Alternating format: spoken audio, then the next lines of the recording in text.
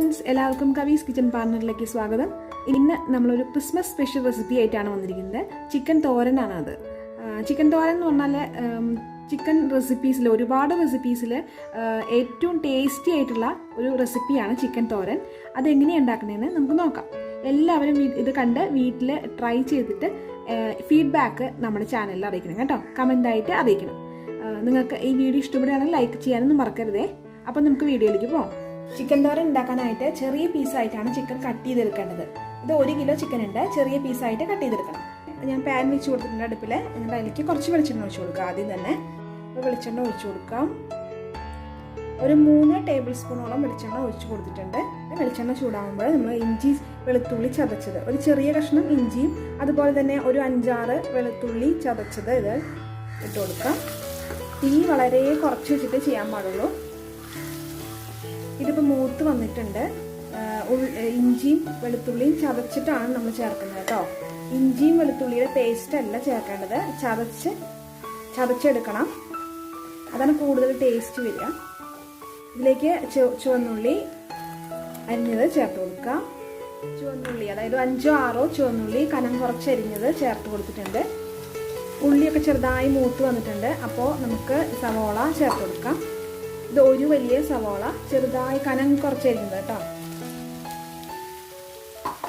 സവോള നന്നായി ബ്രൗൺ നിറമാവണ വരെ നമ്മൾ ഇളക്കി കൊടുത്തുകൊണ്ടിരിക്കണം. സവോള പെട്ടെന്ന് വളർന്ന് കിട്ടാൻ വേണ്ടി നമുക്ക് ഇതിലേക്ക് കുറച്ച് ഉപ്പ് ചേർക്കാം.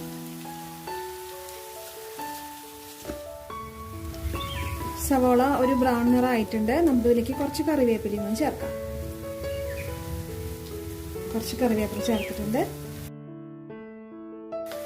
ചിക്കൻ പീസ് ഇതിലേക്ക് ഇട്ട് കൊടുക്കാം. സാധാരണ ചിക്കനൊക്കെ കറി വയ്ക്കുമ്പോൾ നമ്മൾ പൊടികളെല്ലാം മൂത്ത് കഴിഞ്ഞ ശേഷമാണ് ചിക്കൻ ഇട്ട് കൊടുക്കാറ്. പക്ഷേ ചിക്കൻ തോരനിൽ അങ്ങനെയല്ല. ആദ്യം ചിക്കൻ ഇട്ട് കൊടുത്ത ശേഷം എല്ലാം ഇളക്കി കൂട്ടിയിട്ടാണ് പൊടികളൊക്കെ ഓരോന്നായിട്ട് ഇട്ട് കൊടുക്കുന്നത്. ചിക്കൻ എല്ലാം ഇളക്കി കൊടുത്തിട്ടുണ്ട്. ഇനി നമുക്ക് ഓരോ പൊടികളായിട്ട് ഓരോന്നായിട്ട് ഇട്ട് കൊടുക്കാം. ഇതിലേക്ക് ഒരു 1/2 സ്പൂണോളം മഞ്ഞൾപ്പൊടി ഇട്ട് കൊടുക്കാം. മല്ലിപ്പൊടി ഒന്നും നമുക്ക് ചൂടാക്കേണ്ട ആവശ്യമില്ല. മല്ലിപ്പൊടി ഒരു 2 സ്പൂണോളം മല്ലിപ്പൊടി ഇട്ട് കൊടുക്കാം. ഇതിലേക്ക് ഒരു 1/2 സ്പൂണോളം ഗരം മസാല പൊടിച്ചത്. പിന്നെ ഇതിലേക്ക് മുളക് പൊടി ഞാൻ ഇതിൽ എണ്ണയിൽ ചെറുതായി ഒന്ന് ചൂടാക്കിയെടുത്തതാണ്. 1 സ്പൂൺ വെളിച്ചെണ്ണയിൽ 2 സ്പൂണോളം മുളക് പൊടി ചേർത്ത് ചൂടാക്കിയെടുത്താണ്. ചെറുതായി ചൂടാക്കിയെടുക്കണം. മുളക് പൊടി മാത്രം അതിട്ട് കൊടുക്കാം. 2.5 സ്പൂണോളം മുളക് പൊടി ഇട്ട് കൊടുത്തിട്ടുണ്ട്. നന്നായി ഇളക്കി കൊടുക്കുക. ഇതിലേക്ക് ആവശ്യത്തിന് ഉപ്പും ചേർക്കണം. ഉപ്പ് ചേർത്ത് നന്നായി ഇളക്കി കൊടുക്കണം കേട്ടോ. പൊടികളെല്ലാം ഇളക്കി കൊടുത്ത ശേഷം തീ കുറച്ച് വെച്ച് ചെറിയ തീയിൽ വേവിച്ചെടുക്കണം. തോരനിലെ വെള്ളം നമ്മൾ ഒഴിച്ചിട്ടുണ്ടായിരുന്നില്ല. ചിക്കനിലെ വെള്ളം തന്നെയാണത്. ഇടയ്ക്ക് ഇളക്കി കൊടുക്കണം. ചിക്കൻ വെന്ത് കിട്ടുന്നത് വരെ ഇങ്ങനെ ഇളക്കി കൊടുത്തുകൊണ്ടിരിക്കണം. ആ വെള്ളം അതിലുള്ള വെള്ളം കൂടി വറ്റി വരുന്ന വരെ വെയിറ്റ് ചെയ്യണം.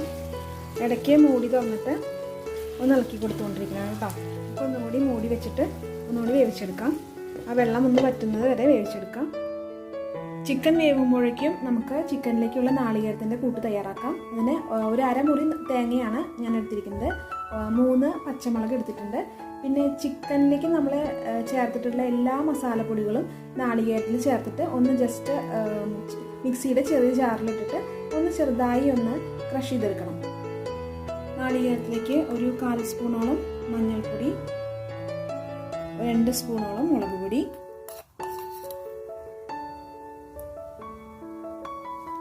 മല്ലിപ്പൊടി 1 സ്പൂൺ മതിയാവും. ഇതിലേക്ക് ഒരു 1/2 സ്പൂണോളം ഗരം മസാല പൊടിയും കൂടി ചേർക്കണം. ഇതെല്ലാം കൂടിയിട്ട് മിക്സിയുടെ ചെറിയ ജാറിലിട്ട് ചെറുതായി ക്രഷ് ചെയ്തെടുക്കണം.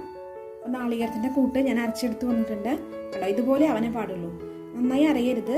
ഒരു അവിയലിലേക്കൊക്കെ നമ്മൾ ചതച്ചെടുക്കുന്ന പോലെ ചതച്ചെടുക്കണം. നന്നായി അരഞ്ഞു പോകരുത്. അതിലേക്ക് കുറച്ച് കറിവേപ്പിലയും കൂടി ഇട്ടിട്ട് നമുക്ക് ചിക്കനിലേക്ക് ഇട്ട് കൊടുക്കാം. ചിക്കൻ വെന്ത് പാകമായിട്ട് വരുമ്പോഴാണ് ഈ കൂട്ട് ഇട്ട് കൊടുക്കേണ്ടത്. നമുക്ക് ചിക്കൻ തുറന്ന് നോക്കാം. ഇളക്കി കൊടുക്കാം.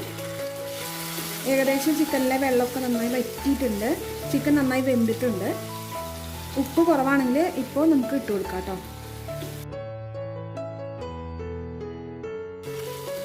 ചിക്കനിലെ വെള്ളമൊക്കെ വറ്റി ഉപ്പൊക്കെ റെഡി ആയിട്ടുണ്ട്. നമുക്ക് ഇതിലേക്ക് നാളികേരത്തിൻ്റെ മിക്സ് ഇട്ട് കൊടുക്കാം. നാളികേരത്തിൻ്റെ മിക്സ് ഇട്ട് കൊടുക്കാം. കുറേശ്ശെയായിട്ട് ഇട്ട് കൊടുക്കാം. നാളികേരത്തിൻ്റെ മിക്സ് ഇട്ട് കൊടുത്ത ശേഷം ഇളക്കുന്നതിന് മുന്നേ ജസ്റ്റ് ഒന്ന് നാളികേരം ഒന്നുകൂടി വേവണം. അപ്പം നമുക്ക് ഒന്നുകൂടി അടച്ചു വയ്ക്കാം. ഒരു 5 മിനിറ്റ് അടച്ചു വയ്ക്കാം. ഒരു 5 മിനിറ്റ് കഴിയുമ്പോൾ നമുക്കത് തുറന്ന് നോക്കാം. ഇനി നമുക്ക് ഇത് ഇളക്കി കൊടുക്കാം.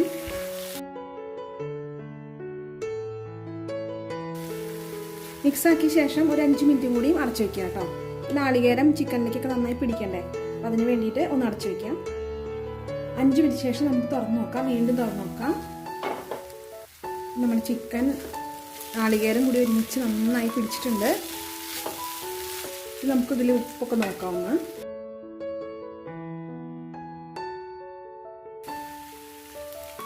നല്ല ടേസ്റ്റാണ് കേട്ടോ. അടിപൊളി ടേസ്റ്റ് ആയിട്ടുണ്ട്.